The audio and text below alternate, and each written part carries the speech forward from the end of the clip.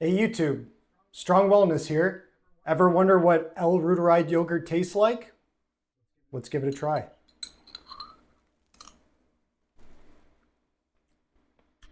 Ooh. If I can explain the flavor, it's tangy, almost like Greek yogurt, but tangier. That's from the lactic acid that's produced as a byproduct of the microbes. But it's a little sweet, tangy, can be overly tangy, but remember you can sweeten this yogurt. It's almost like a custardy flavor when you get the chunky bits, but overall pretty good. The consistency could be better. Again, this was used with BioGala tablets instead of using subsequent batches of prior yogurt, or not subsequent batches of prior yogurt, using prior yogurt. So it could be better, but overall pretty good. A little bit runny, but tangy, sweet, not cheesy or moldy or rancid tasting. It's exactly what you're looking for in L-Reuteri yogurt. Okay, so we got that over with. We got the tasting over with. Now let's get onto some FAQs because I imagine you want to make your own yogurt at one point in time. And even if you don't, it's good to know about the intricacies of making yogurt. Okay, let's get into it. So tasting and texture tips, I gave you some of those tips. You want it to be tangy, you want it to be a little sweet, and it should taste like yogurt. Pretty simple. So let's get into our first group of questions, which is on fermentation basics. First question says, how long did you ferment it and at what temperature? So I fermented the yogurt at 100 degrees Fahrenheit for 36 hours. And again, you want to ferment it at human body temperature, but my yogurt maker, the Ultimate Yogurt Maker, runs a little bit cold. So 100 degrees Fahrenheit would really be about 97, 98 degrees Fahrenheit when it's actually running in my Ultimate Yogurt Maker. Next question is, what starter did you use? So as I mentioned while I tasted this yogurt, I used the BioGala gastric tablets, and I used 10 of those tablets, which is a 1 billion CFUs of L-Reuteri. Preferably you want to use 2 billion, but L-Reuteri tablets are expensive. So I cheaped out a little bit. I used 1 billion, but a lot of the literature out there and a lot of people are saying that 1 billion or 10 tablets should be just fine. And as I make subsequent batches, the consistency and texture will be better. Next question is, what kind of milk did you use? So I used organic half and half. I'm not sure about the pasteurization level, but I used organic half and half from, I believe the name of the company was Organica or something along those lines, but it works for me. I really just need to find an organic half and half at the grocery store, and that's what I could find. Okay, next group of questions are on culturing technique. Why do you use inulin or prebiotic fiber? So I use inulin fiber.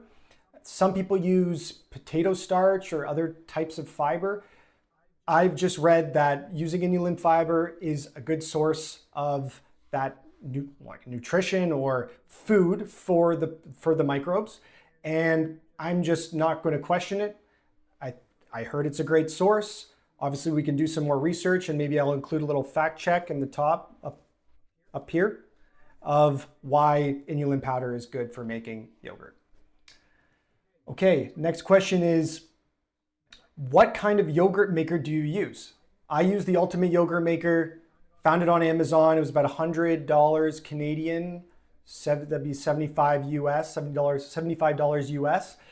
It was really the only yogurt maker that was available that you could set the temperature and the time to my desired temperature and time, which is 36 hours and 100 degrees Fahrenheit. So I used it. It works well. It works for me. If you want to use a different yogurt maker, go right ahead. But keep in mind, if you are using an Instant Pot and it's not an Instant Pot Pro, I made the mistake and I bought it, but you can't change the temperature. It only ferments at about 110 degrees Fahrenheit. So that will kill the L-Reuteri. You don't want to do that. Make sure you invest in a good yogurt maker if you're going to be making this consistently. And then next group of questions are on health and benefits. So this is the most important part of the FAQ, I would say. and it's why L. reuteri specifically. So L. reuteri is a superstar probiotic. That's what they say verbatim. But the reason it's a superstar probiotic is because, one, it boosts oxytocin, that feel-good hormone, makes you feel good, makes you want to do the biogala dance, and really it just makes you more compassionate and empathetic. In my opinion, I think it's made me a nicer person. Two, it supports skin health and collagen production. Collagen being used in the production of your nails, your hair, your skin. Very important that you get enough collagen. I actually take a collagen supplement, but I think mixing that collagen supplement plus the L. reuteri is probably going to give me even more benefits.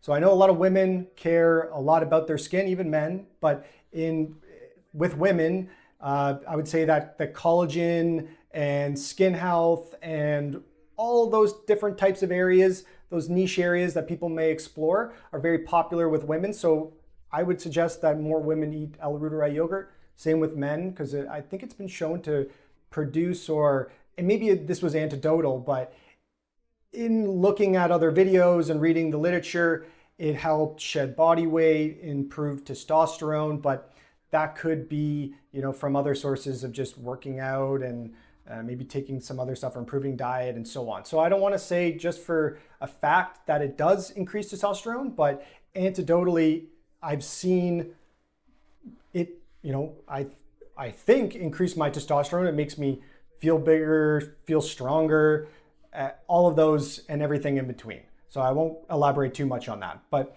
next topic is, benefit is improved gut barrier function. So gut permeability is a big thing that we want to focus on and improving and making sure that we don't get any bad pathogens in our bloodstream or in our stomach or in any area where it can get into our body and infect us. So gut barrier protection, gut permeability, we want to improve that.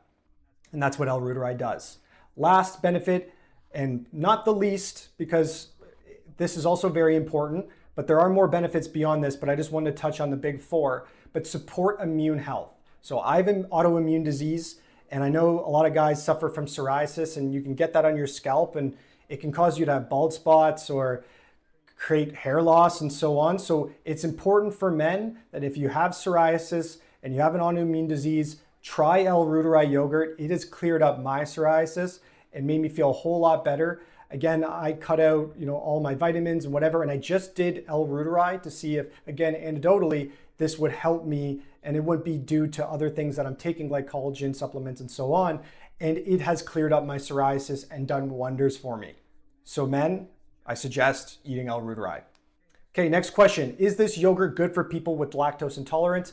The simple answer is yes. For most people, the fermentation breaks down most of the lactose. Lactose is what would irritate people that are lactose intolerant. So you don't have to really worry about that unless you're super lactose intolerant or super intolerant to lactose.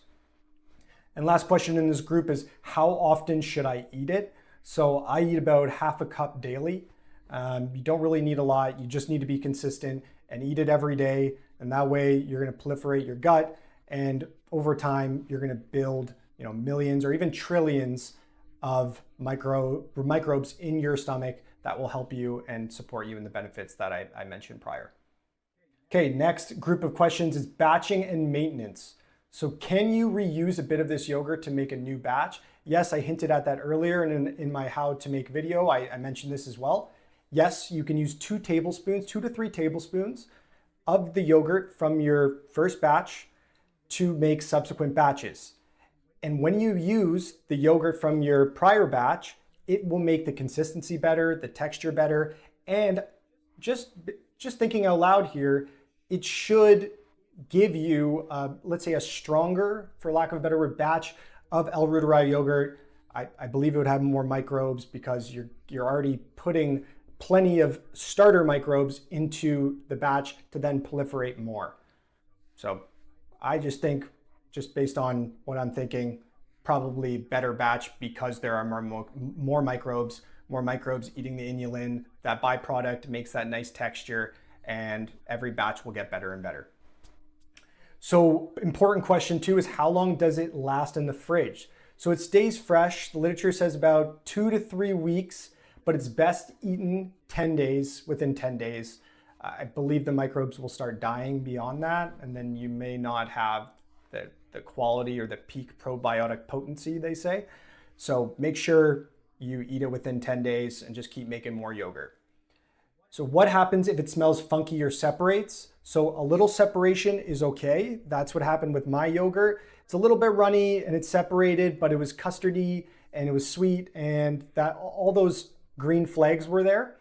But if it smells rotten or if it smells really cheesy or it has mold, that toss it out, start fresh. You're better off to do that rather than getting sick or getting, something bad. Okay, next group of questions is customization. Can I flavor it or mix it with fruit? So yes, but that would be after the fermentation. Do not do it before you ferment. It will mess up the fermentation. I suggest, because sometimes it can be too tangy, is to add organic honey, because honey is a prebiotic, and that will help feed the microbes as you eat it and put it in your gut. So it's a win-win situation, mixing the two. If you have SIBO or anything that maybe, small intestinal bacterial overgrowth, which is a common, I would say super common, but a lot of people have this. This will counteract that, fight that, and I believe the honey will help in making it all holistic and better, for lack of a better word. What do you eat it with? So I eat it on its own. I think it's great on its own.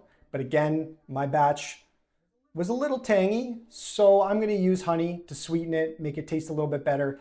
And then just thinking out loud here, but you could probably use granola, or really anything else that you usually throw in yogurt, maybe even some chia seeds, something with a lot of fiber, fortify the gut. Can't get enough fiber in your diet, so you definitely wanna add fiber when you can. And then the last group of questions is, how do you know if the bacteria, well, this is the scientific angle on things. So how do you know if the bacteria are still alive? So the signs are tangy flavor, because that'd be the lactic acid. Thick and custard-like texture, that would be from the formation of the fermenting of the milk solids, turning into the yogurt, which we want. And then optional, something that you can do, I don't personally do, but I'm thinking of doing the latter of what I'm about to say, but you can send it to a lab or use a home CFU test.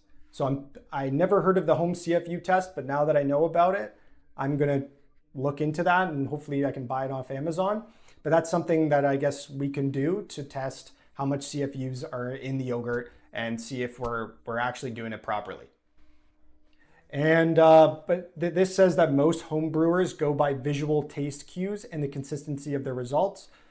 That's what I'm gonna do, and that's what you should probably do as well if you wanna save money. Again, all these ingredients are already expensive enough, so might as well just go off taste, texture, and the general green flags that I mentioned before.